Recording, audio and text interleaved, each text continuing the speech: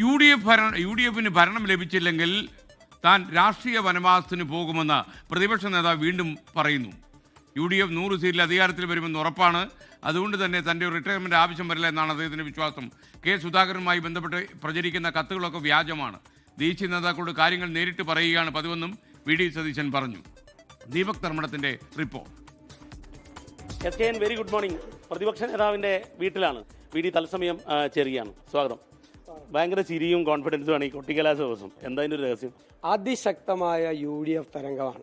എൻ്റെ രാഷ്ട്രീയ ജീവിതത്തിൽ ഇന്നുവരെ കാണാത്ത ഒരു ശക്തമായ UDF തരംഗം കേരളം മുഴുവനുണ്ട്. അതിൻ്റെ ആത്മവിശ്വാസത്തിലാണ് ഞാൻ തെരഞ്ഞെടുപ്പിന് തൊട്ട് മുമ്പ് പറഞ്ഞതുപോലെ 100-ലധികം സീറ്റുമായി കേരളത്തിൽ UDF അധികാരത്തിലേക്ക് വരും. അത് വീണ്ടും പറയുന്നൊരു കോൺഫിഡൻസ്, കാരണം വനവാസമൊക്കെ പ്രഖ്യാപിച്ചാണ്.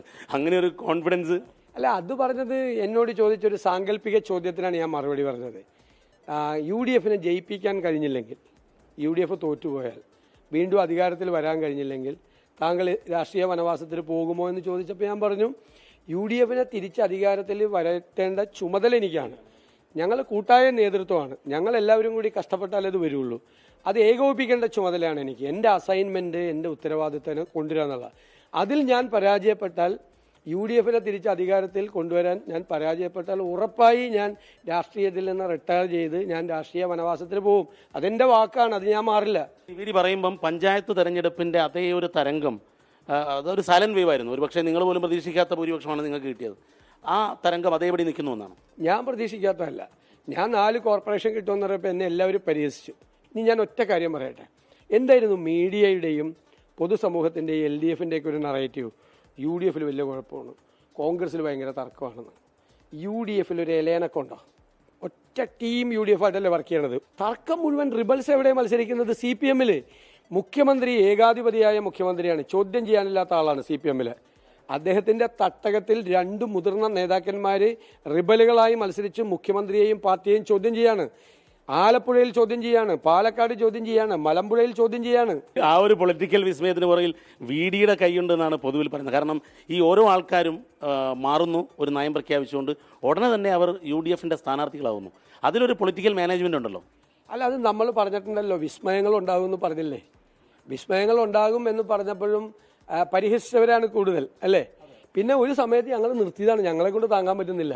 കാരണം ഞങ്ങൾ മുന്നണിയിൽ സീറ്റ് വിഭജനം നടത്തി, പാർട്ടിയിലേക്ക് സീറ്റൊക്കെ തീരുമാനിച്ചു, പിന്നെയും ഒഴുക്കാണ്. എന്നാൽ അതേ സമയത്ത് പറയുന്നത് കോൺഗ്രസിൽ പ്രശ്നം, അതിൽ കെ സുധാകരനെയാണ് പ്രധാനമായി പറയുന്നത്. ഈ കത്ത് വ്യാജമാണെന്ന് സണ്ണി ജോസഫ് വളരെ കൃത്യമായി പറഞ്ഞു, പരാതിയും കൊടുത്തു. കത്ത് വ്യാജമല്ല എന്ന് കെ സുധാകരൻ പറയുകയാണ്. ഇതിനെ എങ്ങനെയൊക്കെയാണ് ഇപ്പോൾ ഈ സമയത്ത് അദ്ദേഹത്തിൻ്റെ അടുത്ത് പോയി മാധ്യമങ്ങൾ ഇങ്ങനെ കുത്തി ചോദിക്കുന്നത് എന്തൊരു അനീതിയാണെന്നും എന്തൊരു അധർമ്മമാണെന്നും എന്തൊരു തെറ്റായ ഹീനമായ മനുഷ്യത്വം ഇല്ലാത്ത നടപടിയാണെന്ന് നിങ്ങൾ ആലോചിച്ചാൽ മതി. ഞാൻ അതിനകത്ത് പറയില്ല. ചിലരൊക്കെ അദ്ദേഹത്തിൻ്റെ കൂടെ ഇരുന്ന് ബ്രേക്ക്ഫാസ്റ്റ് കഴിച്ച് വൃത്തികെട്ട ചോദ്യങ്ങൾ ചോദിക്കുകയാണ്, വൃത്തികെട്ട ചോദ്യങ്ങൾ. അദ്ദേഹത്തിനെ പോലത്തെ ഒരാളോട് നിങ്ങൾ അങ്ങനെ ചെയ്യണോ ഇല്ലേ എന്ന് മനുഷ്യത്വരഹിതമായിട്ടാണ് അദ്ദേഹത്തോട് പെരുമാറുന്നത്. യഥാർത്ഥത്തിൽ ഈ UDF കേരള എന്നുള്ള ഫേസ്ബുക്ക് പേജ് തന്നെ വ്യാജമാണ്.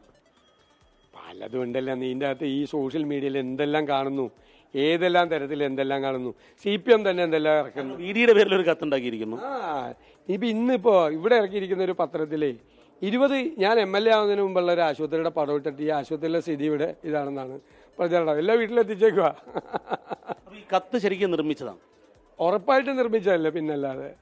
അതായത് VDയുടെ പേരിലും സണ്ണി ജോസഫിന്റെ പേരിലും. ഞാനും KPCC പ്രസിഡന്റും മുതിർന്ന നേതാക്കളും കോൺഗ്രസ് പ്രസിഡന്റും രാഹുൽ ഗാന്ധിയായിട്ട് സംസാരിക്കണേന് കത്തെന്തിന്? ഞങ്ങൾ നേരിട്ട് മുഴുവൻ സമയം 2 ദിവസം ഞങ്ങൾ മുഴുവൻ സമയം ഒരുമിച്ചിരുന്ന് ചർച്ച ചെയ്യല്ലേ. ഇനി നമുക്ക് പോയാൽ അങ്ങ് പറഞ്ഞു മന്ത്രിമാർ പലരും തോക്കുമെന്നുള്ളത്. അതിന് മുഖ്യമന്ത്രിയുടെ മറുപടി പറവൂരിൽ സതീശൻ സേഫാണോ എന്നുള്ള ചോദ്യമൊക്കെ ചോദിക്കുന്നുണ്ട്. യഥാർത്ഥത്തിൽ ഇപ്പം പ്രചരണം അവസാനിക്കുമ്പം അങ്ങയുടെ കണക്കുകൂട്ടലുകളൊന്ന് കൃത്യമായി പ്രേക്ഷകരോടൊന്ന് പറഞ്ഞു. ഞാൻ പറഞ്ഞല്ലോ, എവിടെ പറവൂരാണോ? കേരളത്തിൽ ഞാൻ പറഞ്ഞു, നേരത്തെ പറഞ്ഞ നിലപാടാണ്. 100-ലധികം സീറ്റുമായി വരും. നാഷണൽ TV ചാനൽസ് എല്ലാവരും സർവേ നടത്തിയപ്പോൾ 85 to 90 വരെയാണ് എത്തിയിരിക്കുന്നത്. അതിലൊരു 15 സീറ്റ് ടൈറ്റാണ് എന്നാണ് അവരുടെ അസസ്മെന്റ്. പിന്നീടുള്ളൊരു 15 സീറ്റ് ടൈറ്റാണ്. ആ 15 സീറ്റുകളിൽ UDF തരംഗം ദൃശ്യമാണ്. അതുകൂടി കയറി വരും. മന്ത്രിമാരുടെ പ്രശ്നം എന്ന് വെച്ച് കഴിഞ്ഞാൽ മന്ത്രിമാർക്കെതിരായിട്ട് ആൻറ്റി ഇൻകംബൻസി ഉണ്ട് ഭയങ്കരമായിട്ട്. ഗവൺമെൻറ്റിനോടുള്ള വെറുപ്പും പ്രതിഷേധവും ഒക്കെ മന്ത്രിമാരോടും ഉണ്ട്. മന്ത്രിമാർക്ക് ഭൂരിഭാഗം മന്ത്രിമാർക്കും നിയോജക മണ്ഡലത്തിന്റെ പുറത്തേക്ക് കടക്കാൻ പറ്റില്ല, തൊട്ടടുത്ത നിയോജക മണ്ഡലത്തിലേക്ക് പോലും പോകാൻ പറ്റില്ല. മുഖ്യമന്ത്രി എൻ്റെ കാര്യം സുരക്ഷിതമാണെന്ന് വെച്ചാൽ മുഖ്യമന്ത്രിയുടെയും കാര്യം സുരക്ഷിതമല്ലല്ലോ, എല്ലാം ജനങ്ങളുടെ കയ്യിലിരിക്കുമല്ലേ. ഈ VM ഇവിടെ വന്ന് പറഞ്ഞത് 30ലേക്ക് എത്തണം. അന്നേരം സദസ്സിൽ നിന്നൊരാൾ പറഞ്ഞു 50ലേക്ക് എത്തിക്കും, വേണ്ട 30 മതിയും.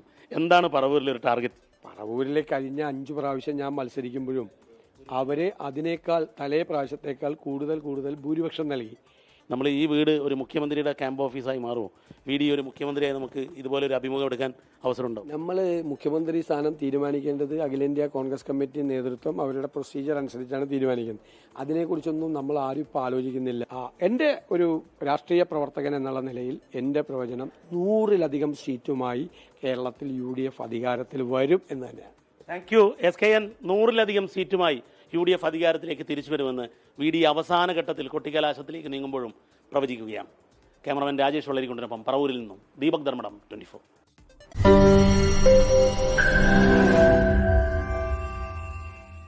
ലോകത്തെവിടെയായാലും ഏത് സമയത്തും 24 വാർത്തകളും ഓഗ്മെന്റഡ് റിയാലിറ്റി പാക്കേജുകളും എക്സ്പ്ലെയിനറുകളും വിശദമായി കാണാൻ ഞങ്ങളുടെ YouTube ചാനൽ നിങ്ങൾക്ക് സബ്സ്ക്രൈബ് ചെയ്യാം.